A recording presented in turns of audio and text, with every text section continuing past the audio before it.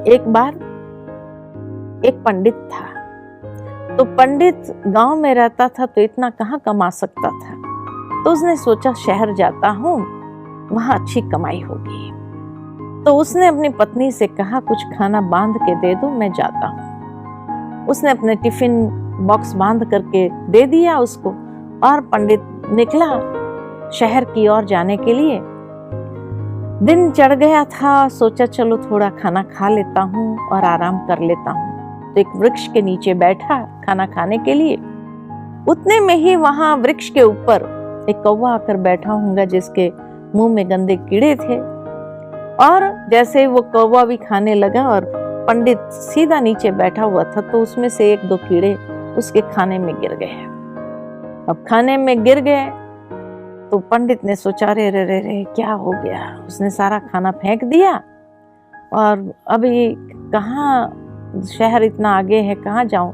वो वापस लौटा कि दूसरे दिन जाऊंगा। वापस लौटा तो पत्नी ने देखा कि भाई क्यों वापस आ गए, आप तो गए थे शहर के लिए, तो वापस क्यों आ गए। पंडित ने कहा बस ऐसे ही। बहुत पत्नी ने पूछा, जोर लगाया कि नहीं बताना ही पड़ेगा, वापस क्यों आ गए, क्या ऐसा हुआ, क्यों वापस आ गए। तो उसने सुना दिया कि ऐसे, मैं बताऊं तो सही तेरे को, लेकिन तुम किसी को कुछ कहेगी नहीं। क्योंकि उसको मालूम था उसकी पत्नी का नेचर कि उसके पेट में कोई बात नहीं रहती है। तो उसने कहा कि कोई बात किसी को सुनानी नहीं है तुझे। कहा वचन देती हूँ किसी को नहीं सुनाऊंगी। और फिर उसने सुनाया कि भाई ऐसा कौवा कीड़े लेकर के बैठा था और कीड़ा खाने में पड़ गया, खाना फेंक देना पड़ा मुझे।